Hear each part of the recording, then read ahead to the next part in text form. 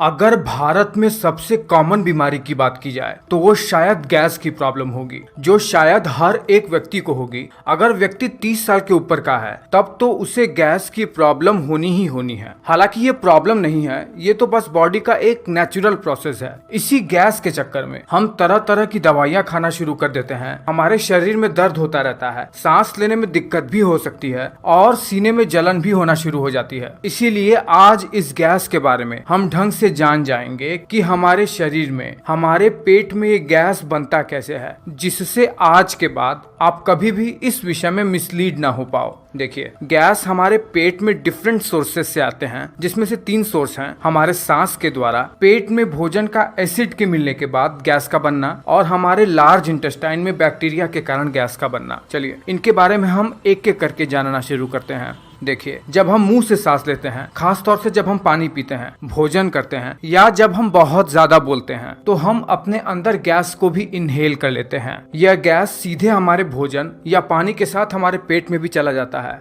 और इस तरीके से ये गैस सीधे हमारे भोजन या पानी के साथ हमारे पेट में भी चला जाता है।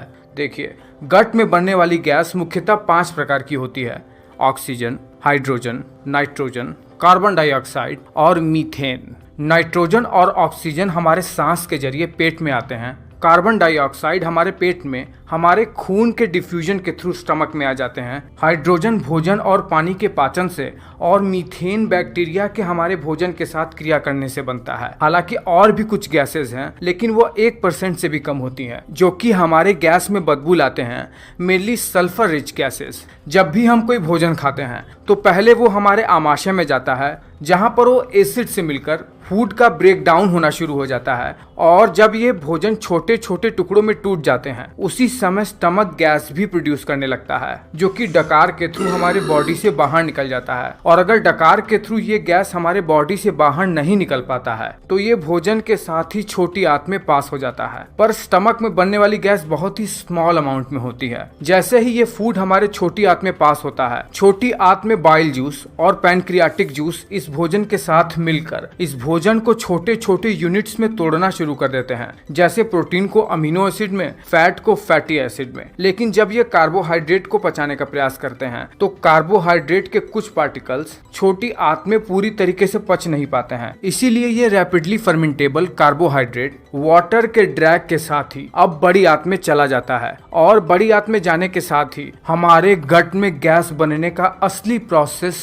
शुरू होता है। हमारे लार्ज इंटेस्टाइन में कुछ बैक्टीरिया होते हैं जो कि हमारे हेल्थ के लिए बहुत ज्यादा आवश्यक होते हैं। इन्हें हमारे शरीर में गुड बैक्टीरिया के नाम से जाना जाता है। ये बैक्टीरिया क्या करते हैं, जैसे ही स्मॉल इंटेस्टाइन से बड़ी आंत में ये कार्बोहाइड्रेट आते हैं, ये इस कार्बोहाइड्रेट को फर्मेंट करना शुरू कर देते हैं ताकि ये बड़ी आंत में अब्सॉर्ब हो जाएं और शरीर को हमारे खाए हुए भोजन से पूरी तरीके से पोषण मिल सके। जब ये बैक्टीरिया इन कार्बोहाइड्रेट को फर्मेंट करते हैं तब यह गैस भी प्रोड्यूस करने लगते हैं, और यही वो मेजर गैस होती है जिसे हम गैस के प्रॉब्लम के नाम से जानते हैं। यह बैक्टीरिया हमारे हेल्थ के लिए बहुत ज्यादा जरूरी होते हैं। यह विटामिन बी और विटामिन के का निर्माण हमारे कोलन में करते हैं। जब बैक्टीरिया द्वारा प्रोड्यूस की हुई यही गैस हमारी बड़ी आंत में बहुत ज्यादा मात्रा में हो जाती है, और हमारे खाए हुए भोजन से पानी भी हमारी बड़ी आंत में इकट्ठा हो जाता है, तो ये हमारी बड़ी आंत को फुला देते हैं। और यही फूला हुआ लार्ज इंटेस्टाइन हमें पेट में दर्द सा महसूस करवाता है या हमें इरिटेशन सा महसूस करवाता है। लार्ज इंटेस्टाइन में बनी हुई यही गैस हमारे एनस से बाहर निकल जाती है, जिसे हम फ्लैटुलेंस के नाम से जानते हैं, या हिंदी में अपान वायु। और आमाशय में बनने वाली गैस डकार के थ्रू हमारे शरीर से बाहर निकल जाती है।